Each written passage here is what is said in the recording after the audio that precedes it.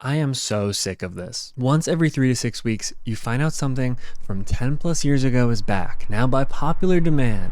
And without fail, it's quickly revealed that it is even worse than you could even imagine. Hi, welcome back to the second channel. If you're coming back from the first channel, you know I'm normally your sleep paralysis demon, but today I'm going to be doing something a little bit different. Back in the day, I used to play Temple Run on my iPod Touch. I finally reached 1,000,000 points while I was on a break during Tech Week for Annie Jr., which I was running lights for. I posted a screenshot of this milestone on my Facebook page and got 10 likes from family and my 2 friends. I was the king of the most popular app on the App Store in 2011. Then one beautiful day, 2 years later, a new game swooped in and shocked us all. Flappy Bird. A game where you can make the bird jump up the screen, and he had to make it through small gaps in tubes that were coming at him at endless heights. What a dopamine rush this game was. Well, Flappy Bird flew a little too close to the sun, and those that shine bright burn the fastest. Because less than a year after its release, the creator took the game out of the App Store due to the high stress he endured during its quick rise to fame. He was overwhelmed by the stress of the game and held a lot of guilt over how addictive it was for kids. Shortly after that, phones and iPods with the game installed started selling online for high prices. I'm talking thousands of dollars. The story's kind of sweet looking back. Could you imagine if TikTok came out 10 years before and then they deleted the app because kids were addicted to it? Could you imagine if Mr. Beast stopped exploiting retention editing because he felt guilty that too many people were watching his videos? We treated our attention spans with so much respect back then. The addiction is the model in 2024. So, up until recently, we have not had Flappy Bird. Instead, we've had 1,000,000 clones of Flappy Bird. Happy Rise, Loopy Bird, Flappy Crush, Tappy Bird, Clumsy Bird, Flappy Turd, Floppy Bird, Flappy Tappy, Fappy Boy, Flippy Tippy, Floopy da Flap, Flippy da Flip. I've seen fake, huge Flappy Birds in arcades. It is clearly an iconic part of 2010s culture, but we haven't been able to play the original. Until now.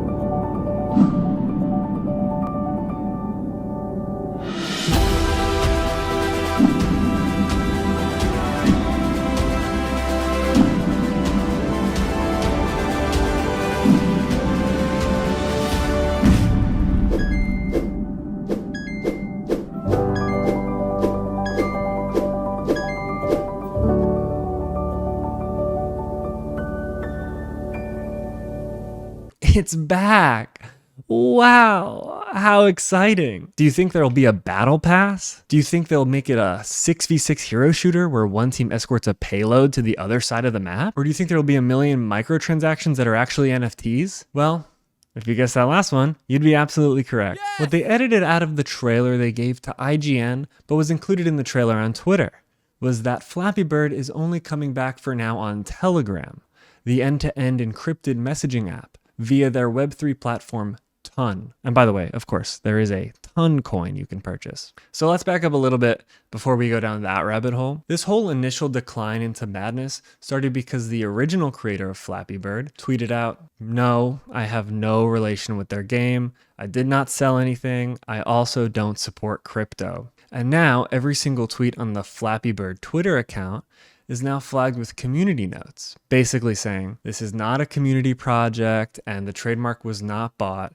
It was seized in court by GameTech Holdings LLC due to Nguyen's inactivity and seems to be a crypto scam / using fans' nostalgia for the game to sell NFTs. So through totally legal means, it looks like some shithead tech bros acquired the IP of Flappy Bird and are using it as a shell to pump out NFTs or to buy some sort of crypto or some other Web3 scam. It's not entirely clear yet, as this news is pretty fresh, it came about a week ago, but there are many clues hinting to how screwy it is. First of all, it's available on Telegram.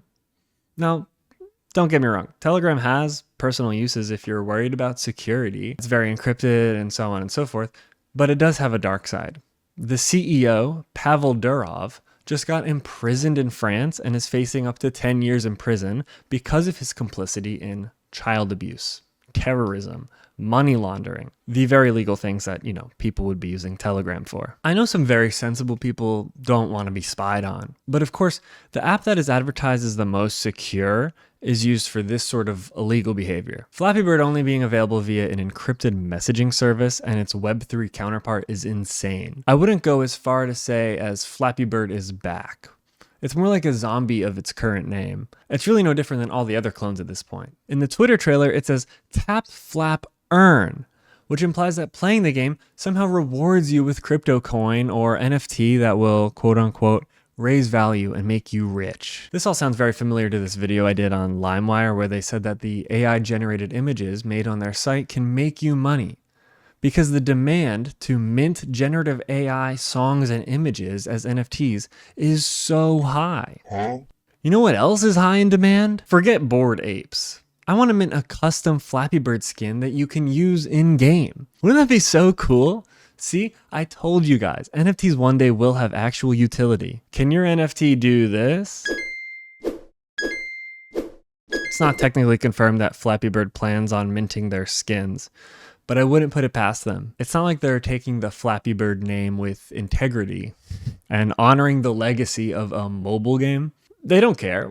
Why would they care? They need to make money off of your nostalgia. Imagine if Fortnite skins were minted and tradable as NFTs. Middle school cafeterias would be turned into Web3 Wall Street. I've got OG Red Knight and John Wick.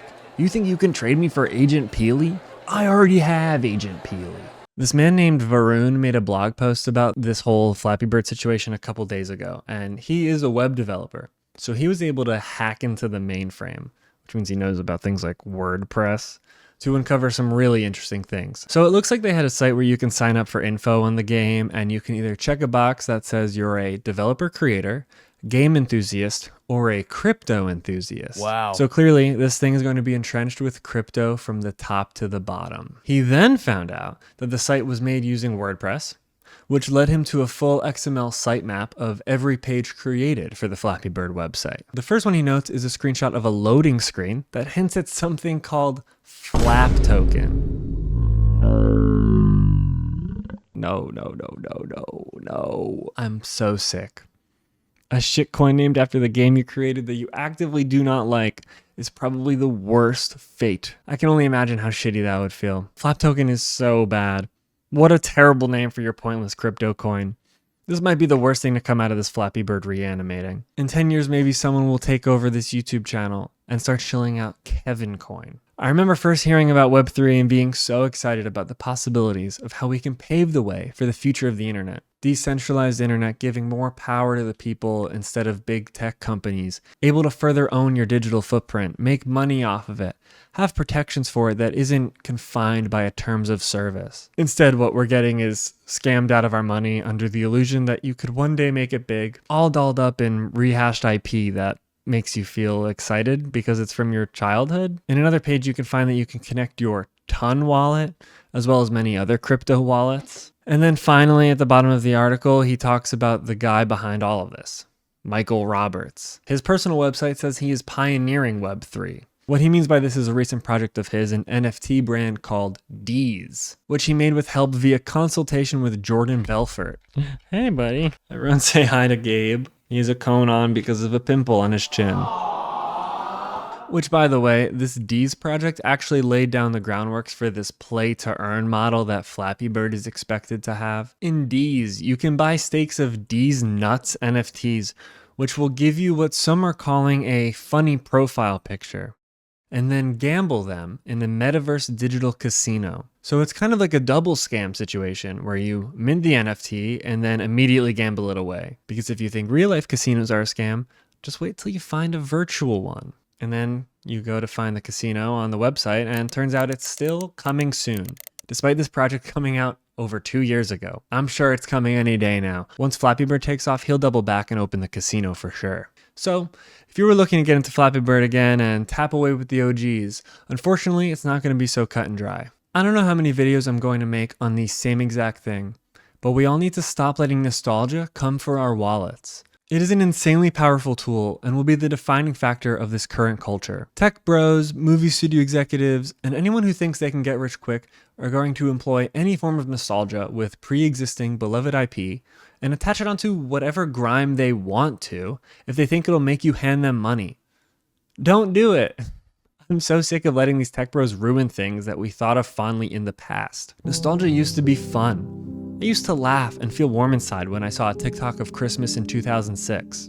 Now I think they want me to mint Christmas in 2006 as an NFT, and I throw up in my mouth.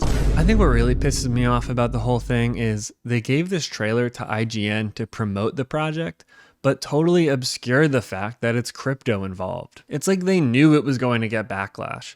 And in the YouTube comments, people obviously have found out what's really going on and are calling them out for it. If you're going to scam people, you either need to own it or hide it better, because it took only hours for the original creator and community notes to put you in your place. All this nostalgia baiting is making me sick of the head. So yeah, that's everything we know about the Flappy Bird game right now. It's probably going to be a sick and twisted money grift that hopefully becomes a forgotten part of history very soon. How do you feel about the Flappy Bird revival? Is there anything else out there that's being used as nostalgia bait right now? Let me know in the comments. Subscribe and like the video if you like the words out of my mouth and my handsome face. And I'll see you next time.